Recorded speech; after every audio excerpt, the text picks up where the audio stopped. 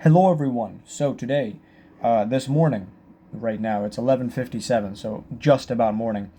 I finished my first part of the code out of 10 parts, but first part is done. So what happens? Let me show you.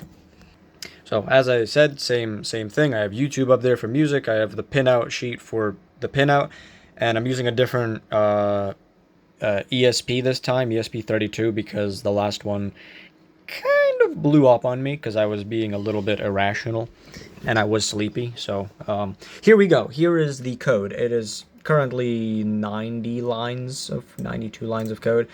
Here is the old code. Let me undo this and show you guys what changed quite a bit.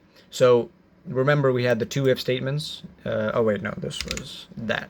So we had the single if statement, and it was like, oh, if the sensor read is high, make this high and battery is ready, and then anything else makes it low, no battery, and then it shuts down and goes into sleep. But then I realized I can't do that because then if it goes to sleep, how is it going to read the sensor like every once in a while?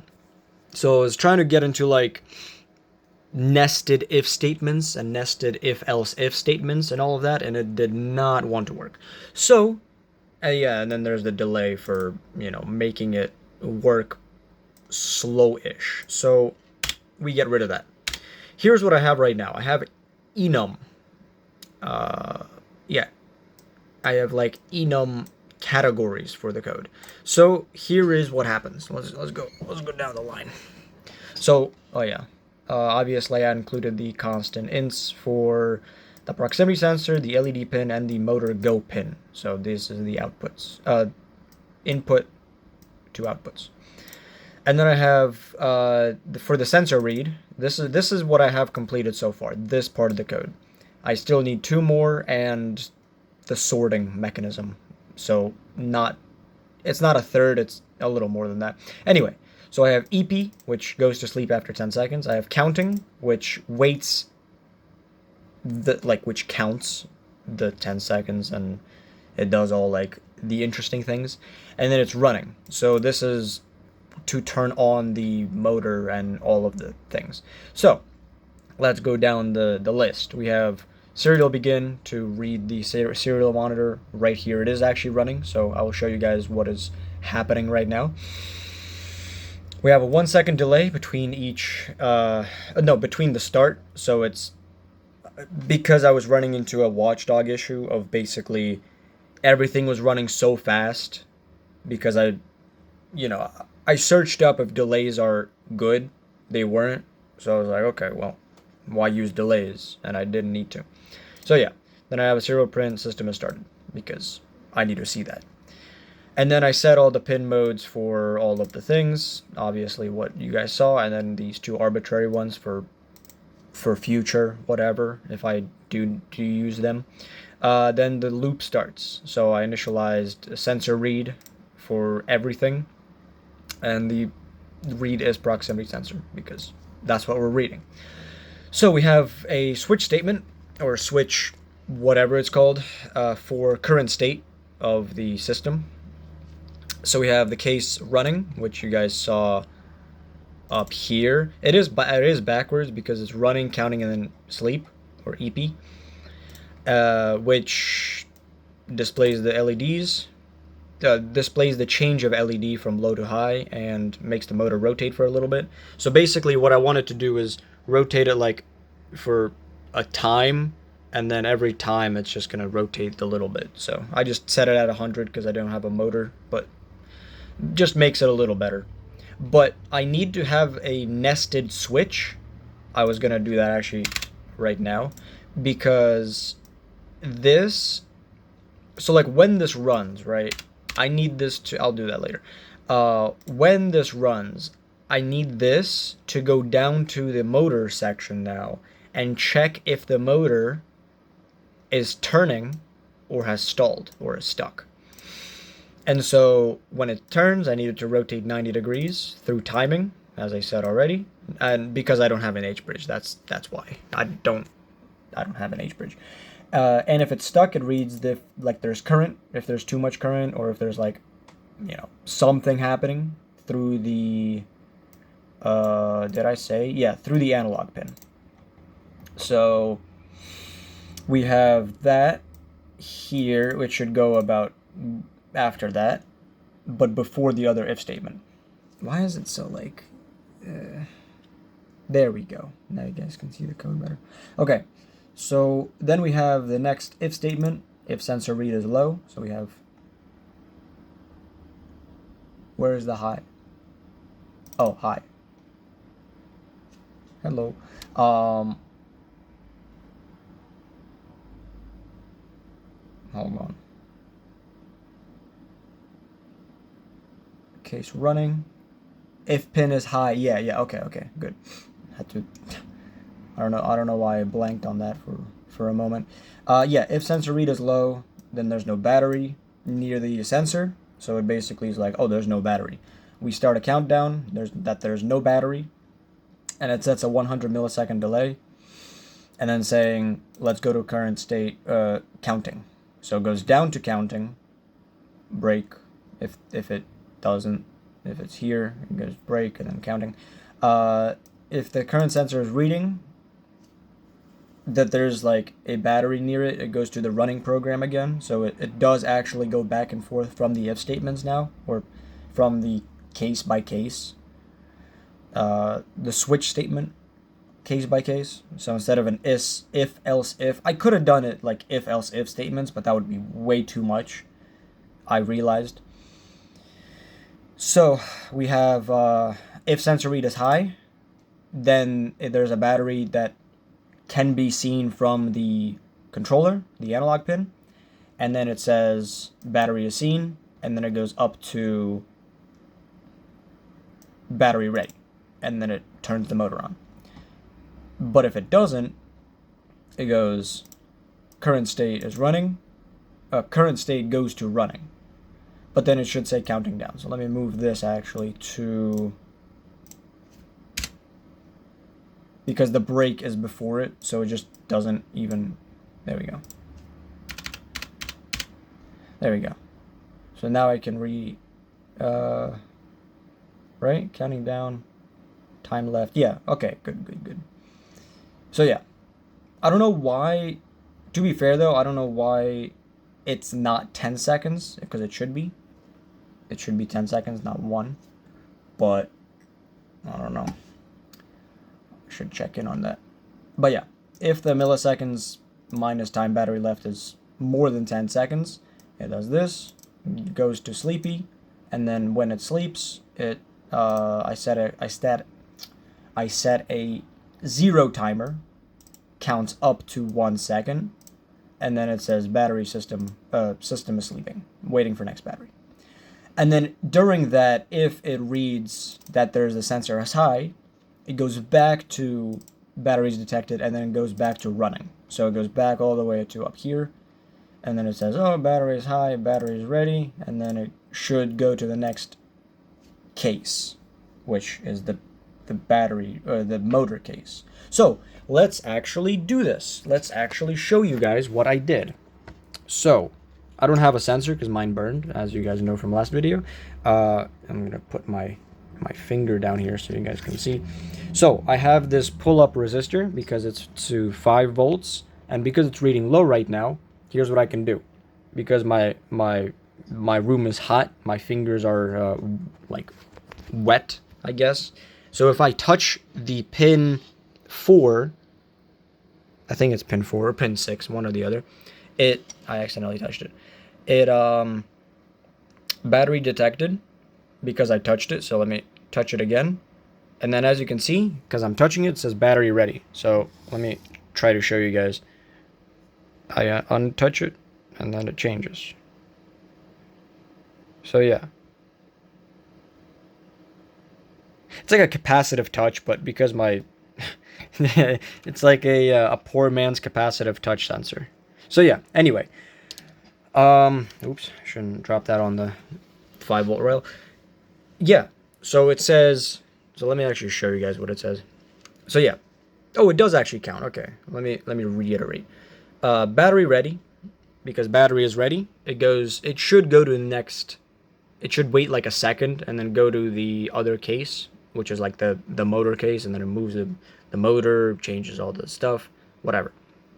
Then, when there is no battery, when it drops down, so let's, I guess, imagine the battery dropped. There's no battery. Boom.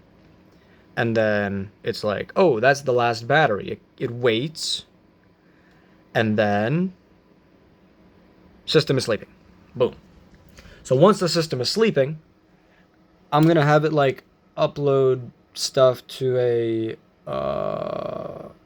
an SD card, or like a whatever it's called, for like voltage and all that stuff. So I can just easily figure it out, because there's going to be a lot. The only thing I'm probably going to have to do that I can't automate is the actual writing of the capacities. Because yes, a 3D printer technically can be run with a marker, and like, you know, you do that, you tie a marker and it's going to go wow. It's going to say like 2,100 and whatever. But I don't want to plot. I don't want to do like 3D modeling plotting. So I think anything that's like physically, or like from electronics to physical, I'm going to have to do. So basically everything but the charging, discharging, capacity testing, and bringing the batteries in. I'm just going to have to funnel them in, drop them in said funnel, and it goes. That's what I want to have to do. Don't want to have to do. Because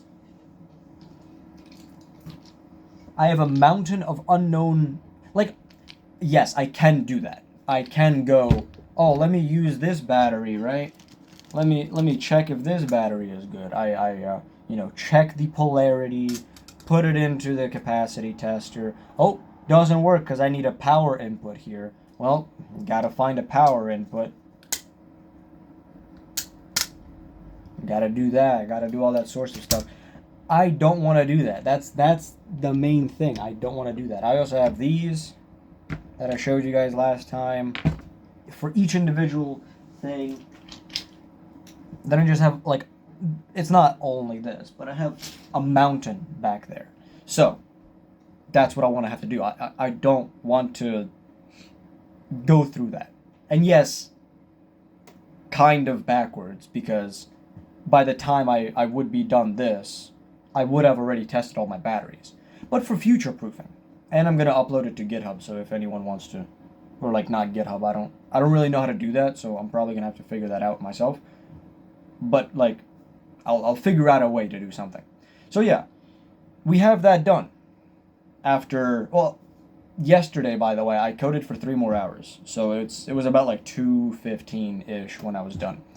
And I coded for like a couple of hours today. So I'm not gonna stop. Maybe. But this is already good. I'm gonna have another case inside of that case. And then I'm going to have to start making the circuit now, because I do have resistors. This is 1 kilo ohm resistors for the pull-ups. And, there they are. I have 10 ohm resistors for the load testing. So I need to have a voltage readout when it drops down and the motor initiates. I need to have another motor that, let's say, goes here. You know, like those slots that, like, oh, hold on. You know, like those slots that go, like the pusher ones, like that, and then it goes back, and then it like that, and then it goes back, and then it goes like that. That's what I'm gonna have to do. But because it's only one battery at a time, it should be fine. It's only gonna be like this. Boom, drops it down. Here's what I'm thinking. Here's the new and improved design of what I thought, of what I was thinking. Right? We have a funnel, and then it drops it down into one, like, thing. Single battery, by the way. Drops it down to one thing. It gets either probed or it gets pushed to another section. And so when it gets pushed or probed by the positive and negative. Regardless, it's still going to end up being positive and negative, pushed or probed, whatever. But gets probed by positive and negative, and then the voltage is reading. It reads a voltage. Whether it's 3, whether it's 4, whether it's 2. If it's less than 3, a 12-volt pulse should activate. That's... Oh, that's another case I should add then. Yeah, that's going to be... Yeah. But, anyway. It reads less than 3. Boom. Energizes for 2 seconds. 1, 2. And then it's like, okay, let's read it again. It reads it. Oh no. It's still less than 3. It's like, okay, well, can't do anything. Deposit. So basically, funnel, the little drop chute. So it's like, boom, battery's here. Read, then 12-volt pulse. It's like, okay, well, there's nothing there. So then it goes down into a waste bin. So what I'm thinking then is it should be a stacked. It's going to be a stacked this with another one of these. So this is just a regular like DVD thing. So basically I like glue a stick, right? I glue a stick onto this.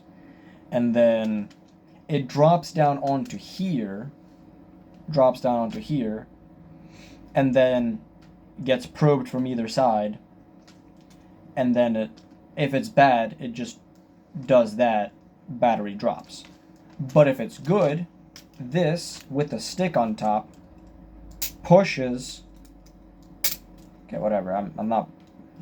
Okay, whatever, I am breaking it. But yeah, it pushes this this way.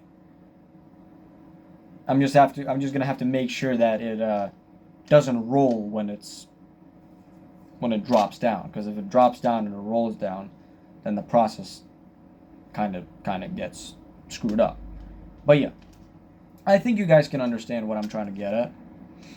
And then when it goes down, it goes into another like actual charging and discharging territory, because that when the 12 volt is tested, and if it's above 3.2 or 3, then it goes down, then it starts charging first, then doing a load test, which is basically with this guy, it's like, can it sustain a load of 14 watts under 4.2 volts? If it can, that's great. Then it does the charging cycle again, because it just discharged it from this. And then it does a capacity testing. So the capacity is done from 4.2. We could do to 3.6. I don't think it's going to be that bad if we do to 3.2.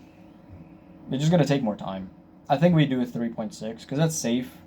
Some batteries are 3.7 volt rated, as you see. Can it focus? Focus. Is it not? 3.7, whatever. It says 3.7. You just have to trust me. But yeah, some say 3.7, some say 3.6. Like this one. Oh, that's... Yeah, that says 3.6. So I'm just going to do a 3.6. Relatively safe, relatively universal. Most say 3.7 though. I don't really know. Yeah, some say 3.7. I'm just gonna do 3.7. Whatever. 0.1 is not gonna make that much of a difference. Kinda does, but whatever. We still get a very rough estimate there. And yeah, once it does that, once it goes from 4.2 to 3.7, charges it back up, and then it reads it out on the micro SD card. Battery 1, battery 2, battery 3, battery 4. But here's the thing. I don't want to just do drop in a box, because then it gets disorganized. And it's like, oh, one has 1,000 milliamps, one has 2,000 milliamps. Which one has one, which one has two? And I mean, well, yes, with some of them I can go based on weight, because some of them have 9,800 milliamps. It doesn't. It's a lie. But that's the point. Because if it was two batteries, right? One of them was the fake 9,800, and one of them was the real zero. No, it's probably like 2,000. But this one has 2,000, sure. Let's say this one has 98, this one has 2,000. I can go based on weight and looks. It's like, oh, this one's fake. This one probably has the 1,000. Anyway, that's the plan. And then once it charges it back up, it, I guess, iterates on the number. So battery 1, battery 2, battery 3, and then goes down a chute of like a tube, right? Battery 1, push. Battery 2. And then it's like all in a single line. That would be very cool. That would be great. Because then you can just write down 1, 2,000, whatever. 2, 3,000, whatever. 3, 2,000, whatever. And then you can just like pile them up together, and then you have a great battery bank. That's what I want, right? Because I don't want it to be like, oh, I don't remember what battery. I think it was battery 14 that I tested 2 days ago. That I tested 2 days ago, that had like 2,740, while this one had 2,750. I think that would go great together. I don't want to do that. I want to just go, oh, this battery good. This battery bad. Throw it out. Dispose of it properly, whatever. So yeah, hope you guys enjoyed this. Hope you guys understand my idea, my vision for this project. And if you do, and if you support it, hopefully you guys can like and subscribe. That would be great. And you guys could have, if you guys do support this, I might do some STL file 3D printing for this project, because my main idea was I have a lot of CD cases. I just glue them. It would work. But yeah, anyway. Alright guys, have a good day, night, morning, afternoon. Peace. See ya.